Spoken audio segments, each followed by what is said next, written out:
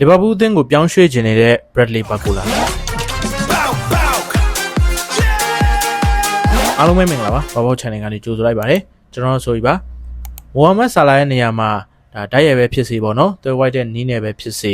ီဒါအစားထိုးဖို့အတွက်ဒီနွေရာသီမှာတောင်ပန်ကစားသမားတစ်ယောက်ရှာဖွေနေတဲ့လီဗာပူးအသင်းရဲ့အာရုံစိုက်မှုကမကြသေးမီရက်ပိုင်းအတွင်းBradley Barcola ဘက်ကိုရောက်ရှိလာခဲ့ပါတယ်ဒါပေမဲ့လီဗာပူးအနေနဲ့ကစားသမားရဲ့အကောင်းဆုံးကြိုးစည်းပွားအတွက်လည်းဒါဟုတ်ချင်မှဟုတ်အောင်မဲ့ဒီပြောင်းရွှေ့ကိုအကောင့်ထဲဖော်ဖို့အတွက်ဘန်နာရေးဆိုင်ရာဒါကြီးမားတဲ့စိန်ခေါ်မှုတွေနဲ့ဒါရင်ဆိုင်နေရဖြစ်ပါတယ်ဘာကိုလာက PSG အသင်းရဲ့ချန်ပီယံလိဒါနှစ်နှစ်တာ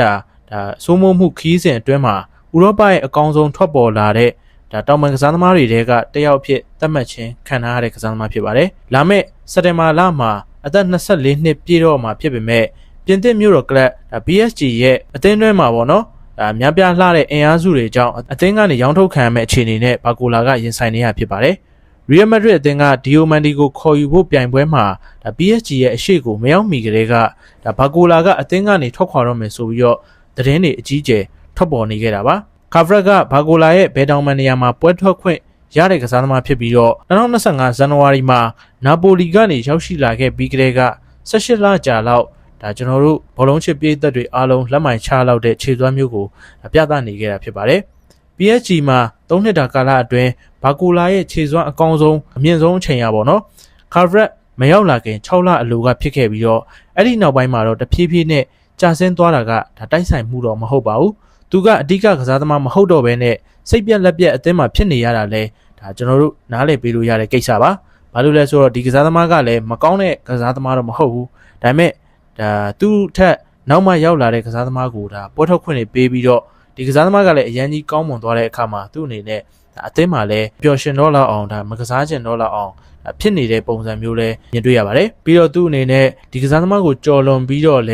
ဒါပွဲထွက်ခွင့်ရဖို့ကမတိကျတဲ့အနေအထားမှာဒါသူ့အနေနဲ့တခြားအသင်းကိုပြောင်းပြီးတော့ဒါစူးစမ်းလိုက်တာကသူ့အတွက်ပို့ပြီးတော့အဆင်ပြေမဲ့ဒါနီလန်မျိုးဖြစ်နေတာပါလွန်ခဲ့တဲ့ဘောလုံးရာသီပြင်သစ်လီဂူ1မှာ34ပွဲအနက်ဒါ22ပွဲမှာသူကပွဲထွက်ကစားခဲ့ရပြီးအဲ့ဒီတဲက9ပွဲကနီးပြအင်ဒရစ်ကဒါချန်ပီယံလိအတွက်သူတို့ရဲ့အကောင်းဆုံးကစားသမားတွေကိုအနားပေးခဲ့တဲ့ရာသီကုန်နောက်ဆုံး9ပွဲမှာဒါတိတ်အရေးမကြီးတဲ့ပွဲမှာပွဲထွက်ခွင့်ပေးခဲ့တာပါဘာကိုလာကတော့ဒါချန်ပီယံလိမှာအစောပိုင်းကပို့ပြီးတော့ဒါမကြာခဏပွဲထွက်ခွင့်ရခဲ့ပြီးတော့လီအဆင့်ပွဲစဉ်10ပွဲစလုံးပြင်ရှုံးထွက်အဆင့် play-off နဲ့ဒါ16သင်းအဆင့်2ကြော့စလုံးမှာပွဲထွက်ခဲ့ပါတယ်ဒါပေမဲ့ခြေချင်းဝက်တန်ရကြောင့်လီဗာပူးနဲ့ကစားခဲ့တဲ့ဒါ quarter final ပထမအကြော့ပွဲကိုလွဲချော်ခဲ့ရပြီးတော့အဲ့ဒီနောက်ပိုင်းမှာဒါပုံမှန်ပွဲထွက်ခွင့်နေရာကိုပြန်မရတော့ဘဲနဲ့ပြိုင်ပွဲပြီးဆုံးတဲ့အထိလူစားဝင်ကစားသမားအဖြစ်နဲ့ပဲသူ့အနေနဲ့ဒါအသင်းမှာပါဝင်ခဲ့ရတော့တာဖြစ်ပါတယ်ဘာကိုလာကလီဗာပူးကိုပြောင်းကျင်နေပါတယ်ဘာကိုလာကဒီနွေရာသီမှာအာဆင်နယ်နဲ့မန်ချက်စတာယူနိုက်တက်တို့အပါအဝင်အသင်းနိုင်ငံနဲ့သတင်းထွက်ခဲ့ပါတယ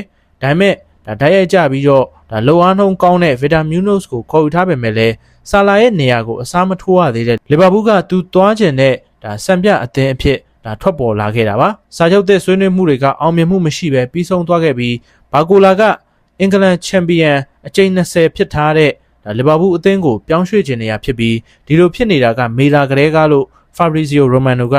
င်္ဂါနေ့မှာသူ့အနေနဲ့ဒါ social media ပေါ်မှာအတည်ပြုပြောကြားခဲ့ပါတယ်အန်ဒရီအီရာအိုလာရဲ့လက်ထက်နီးပြတဲ့အခန်းကဏ္ဍသစ်စတင်ချိန်မှာလီဗာပူးဘက်ကမရေမရာမှုတချို့ရှိနေပေမဲ့ဒါ PSG ကနေထွက်ခွာဖို့အသင့်ဖြစ်နေပြီဖြစ်တဲ့ဒါဘာကိုလာအတွက်တော့လီဗာပူးရဲ့စီမံကိန်းကဦးစားပေးဖြစ်နေပါတယ်ဒါပေမဲ့ PSG မှာဒုတိယဦးစားပေးအဆင့်ပဲရှိတော့ပေမဲ့ဘာကိုလာကိုအသင်းကယူရိုတန်180အထိတန်ကြေးဖြတ်ထားတယ်လို့ဒီအက်တလက်တစ်ကဖော်ပြထားပါတယ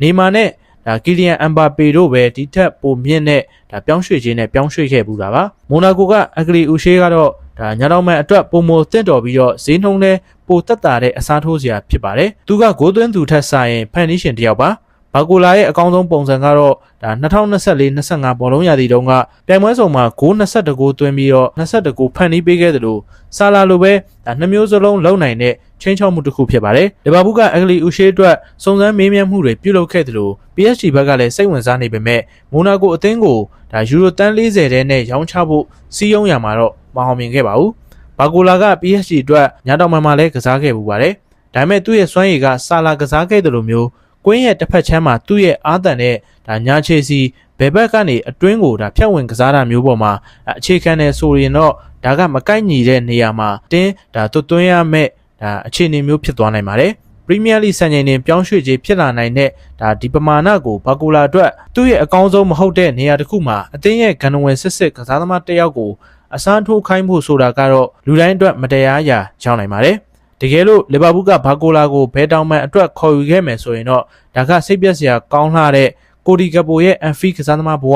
ညီကုန်းချုပ်သွားတာလဲဖြစ်နိုင်ပြီးတော့ဒါကိုပြည်သက်တွေဝမ်းနဲ့ကြေကွဲနေကြမှာမဟုတ်ပါဘူးဒါပေမဲ့မြူနို့စ်ကိုဘာလို့ခေါ်ထားပြီးသားလဲဆိုတော့မေကွန်ထုတ်စရာဖြစ်လာပါတယ်သူကပဲနေရာလွဲပြီးတော့ကစားမဲ့သူလားဒါမှမဟုတ်ရီယိုငူမိုဟာရဲ့အနာဂတ်ကရောဘာဖြစ်သွားမလဲဆိုတာပါလီဗာပူးပြည်သက်တွေကလွန်ခဲ့တဲ့ရာသီကခြေစွမ်းပြခဲ့ပြီးတော့တေချာပြိုးထောင်ပေးရင်2026-2029မှာပုံမှန်ခြေစွမ်းပြဖို့အဆင်သင့်ဖြစ်နေတဲ့အသက်18နှစ်အရွယ်ပါရမီရှင်လေးအပေါ်မျှော်လင့်ချက်ကြီးကြီးထားနေကြတာပါပထမအသင်းပုံမှန်ပွဲထွက်ခွင့်လမ်းကြောင်းကိုပိတ်ပင်လိုက်ခြင်းကငူမိုဟာအတွက်တော့အနေနဲ့ကြီးမားသွားနိုင်ပါတယ်ဘာကိုလာကို PSG ကအရေးယူဒဏ်ခတ်နိုင်ပါတယ်လီဗာပူးအသင်းကကစားသမားဘက်ကဒီပြောင်းရွှေ့ကိုတကယ်စိတ်ဝင်စားတယ်ဆိုတော့အားပေးတဲ့ဒါတွန်းအားမရပဲ PSG ရဲ့တောင်းဆိုဈေးကိုရှော့ချဖို့ဒီတနွေရာသီလုံးအချိန်ကုန်ခံပြီးဆွေးနွေးနေမှာမဟုတ်ပါဘူးဒါကြောင့်ဒါရိုမန်နိုလိုသတင်းတောက်တွေကဘာကိုလာပြောင်းချင်နေတယ်လို့ပြောနေတာအပြင်ဒါအသင်းနှစ်သင်းကြားဆွေးနွေးမှုတွေစတင်နေပြီးတော့တရားဝင်ကမ်းလှမ်းမှုတွေပြုလုပ်နေပြီးဆိုတဲ့သတင်းတွေဒါစတင်ထွက်ပေါ်လာတာနဲ့တင်သူပြောင်းချင်နေတာရှင်းရှင်းလင်းလင်းသိတာလာမှာပါဘာကိုလာအတွက်ပြဿနာကတော့လီဗာပူးအသင်းဘက်ကPSG အသင်းကိုသဘောတူညီနိုင်တဲ့ဈေးနှုန်းအထိရှော့ချဖို့ဆွေးနွေးပွဲတွေအများကြီးပြုလုပ်ရနိုင်တာပါအဲ့ဒီအရာတွေအားလုံးကြားထဲမှာဘာကိုလာကတော့လီဗာပူးကိုသွားကျင်တယ်ဆိုတဲ့သူ့ရဲ့ရည်ရွယ်ချက်ကိုထုတ်ဖော်ပြသထားပြီးပါပြီဒါပေမဲ့အကြောင်းတစ်ခုခုကြောင့်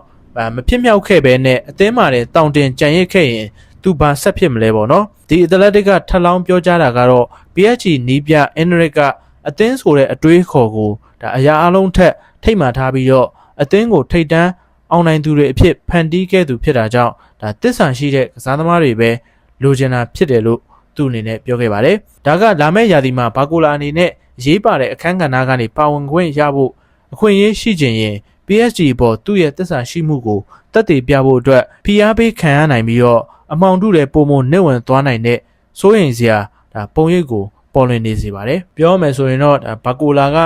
PSG ကနေထွက်ခွာဖို့အတွက်လီဗာပူးကဒါနည်းနည်းလေးသတင်းထွက်လိုက်တာနဲ့တင်သူကသွားကျင်တဲ့သဘောမှရှိနေရပေါ့နော်ဒါမျိုးကိုဒါနီးပြ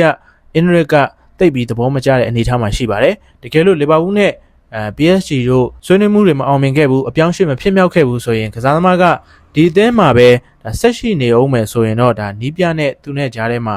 ဒါနည်းနည်းလေးဝေးကွာသွားနိုင်တဲ့အခြေအနေတွေရှိပါတယ်တကယ်လို့အပြောင်းအရွှေ့အောင်မြင်ဖြစ်မြောက်သွားရင်တော့ဒါလီဗာပူးအသင်းမှာဘာကိုလာက